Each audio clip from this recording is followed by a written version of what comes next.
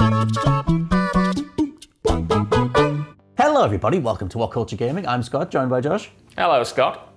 Hello, Josh. It turns out that Cyberpunk 2077, after being delayed, there's a little bit more to the story overall. There's a little bit more, Scott, because obviously in their press release when they announced the delay, they cited the main issue as essentially constructing this huge game for 9 different versions. You know, you've got the current gen, in between then you've got PS4 Pro, and you've got Xbox One Stadia. X, and then you've got the next gen machines, and then you've got PC, stuff like that. They are building a lot of different SKUs of this game, and apparently that's the issue. But going deeper into this, rumors have been circulating, and comments from the CEO of CD Projekt Red in particular seem to suggest that the main issue is actually getting the game to work on current gen machines. Apparently that is where everything's just gone to pot, and they're having real trouble getting it optimized, getting it running smoothly, and stuff like that. So I have a few quotes that back up this. Obviously the initial press release hinted towards this, but according to a Game Informer article, which was originally on why the team didn't actually know about the delay until essentially the delay hit social media,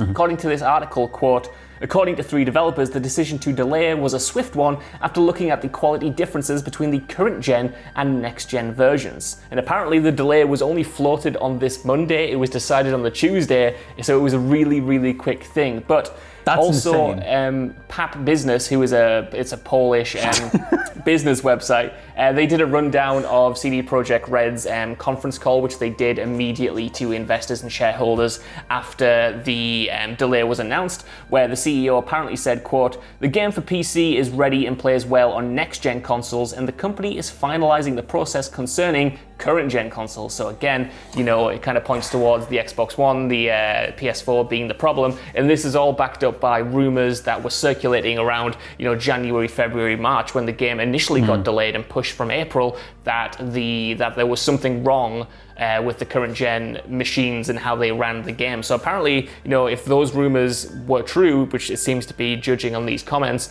apparently it's just been an issue all year of trying to get Cyberpunk 2077 to run on the machines that it was initially designed for, which is kind of worrying, I suppose. Yeah, the thing is with those systems, the original PS4, the Xbox One, when they did the half-step systems, the PS4 Pro, the Xbox One S and X, that was all done, like I remember when they advertised the Pro and the One X, and it was, oh, well, it's for the developers because, you know, we're making sure that we're going to give them the requisite power that they need to turn these projects over. That very clearly, if you look to the original run of games, Assassin's Creed Unity's face falling off being a particular example, or the Halo Master Chief Collection or whatever, they needed that step up in power to even match the idea of what a AAA game had become. And so I think that for most of the generation, those original systems have struggled. And I know a lot of people have already talked about this on social media of like, even Ben Roy was like, I'm so ready to get a next gen system because my original one, if you didn't get a half-step system, is just it's just not equipped to, you know, run even things like the Mafia Definitive Edition or whatever, or Ghost Runner or things like that.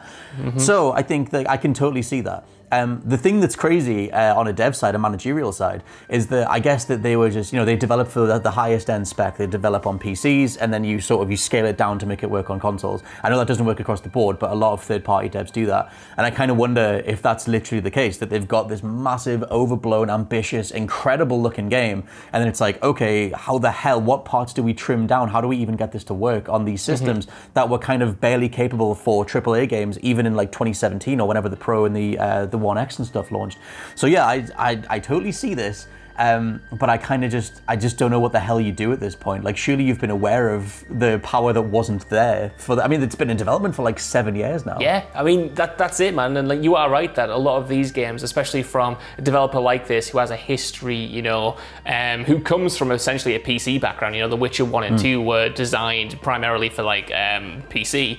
So you would expect them to just kind of like throw everything into that, throw all of their ideas, all of their ambition into kind of, you know, this PC space that can accommodate that, and then just kind of hope that they can, you know, downsize them to the consoles later. But it does point towards, for me anyway, towards some kind of like serious mismanagement, because like you said, it's been 7 years or so in some form of development. Like, these have always been the consoles it was intended to launch on. So why hasn't this optimization process been there from the start, been there right from day one? Because ultimately, even if you do prioritize the PC market, you know, it was the consoles that helped Witcher 3 become the highest selling game in the franchise and really cement CD Projekt Red as like this proper AAA publisher, this publisher that can stand, you know, toe to toe with the giants of EA or Sony or Microsoft or whoever. So it kind of points towards, I don't know, to me it's just like, what have they been doing? How have they not accounted for this, especially so close to launch? And what will another 21 days actually do? Will they be able to solve this problem, or will it just ship with less bugs? You know, should we be worried still about whether or not the PlayStation 4 and the Xbox One versions are going to be as good as we want them to be, or as anticipated as they are? You know what I mean? It's like, will you have to get a PS5 or an Xbox Series X to play it at a satisfactory level where the frame rate isn't tanking, where you're not encountering a lot of bugs, screen tearing, texture quality and stuff like that? I don't know, but I'm suddenly starting to get worried about the actual game itself, not just how CD Projekt is handling the development of the game.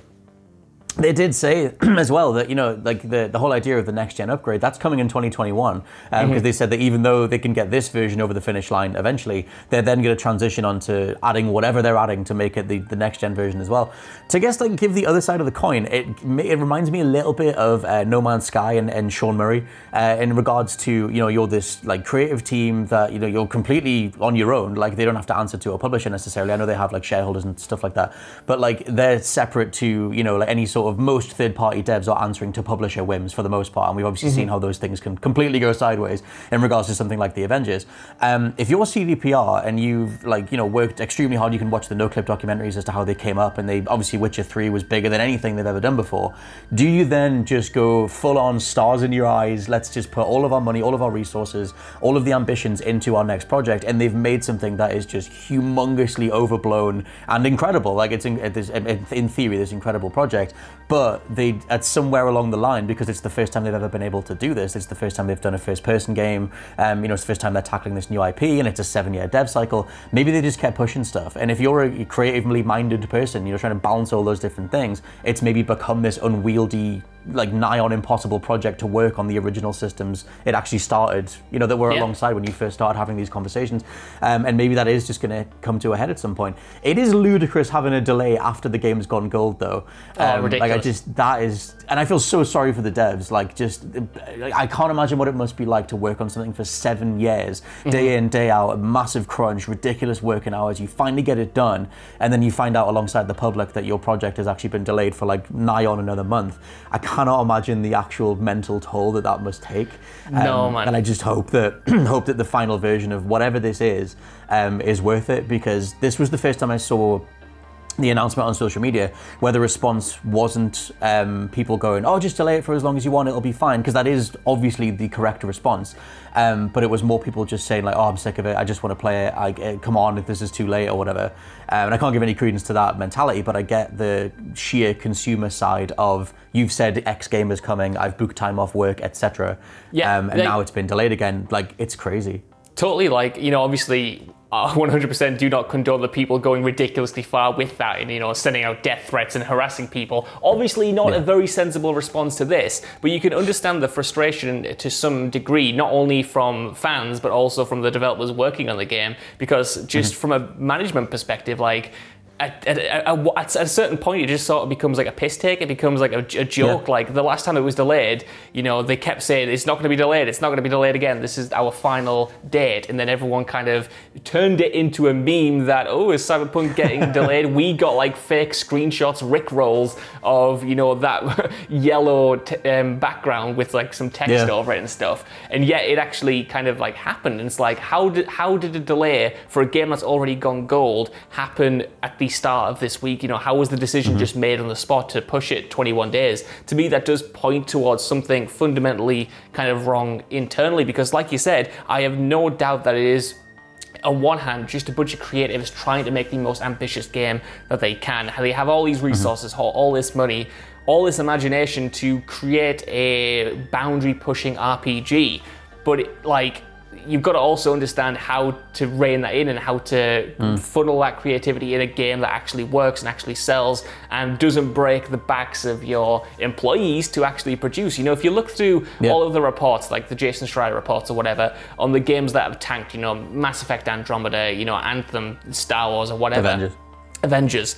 A lot of the issues in that comes from mismanagement and this kind of sense of ambition where they want to do things that aren't kind of like realistically possible, and then they get to like the final innings or whatever, and then they realize that they're going to have to cut back on features because the console or whatever they're working with just like can't handle it. And obviously I don't think this is going to be a Andromeda or Anthem level disaster, but it's interesting that these same issues in terms of ambition versus what's possible do translate over, and it's like why is there nothing in place across all of these different studios with completely different work ethics, like just kind of being realistic about goals and projections and stuff like that? Obviously people want to get carried away, but it's just a waste of people's time that is obviously sometimes pushed to the absolute max with 100-hour work weeks or whatever, just to create a thing that won't even work in the first place. It just seems like a waste of resources in a way, which sucks.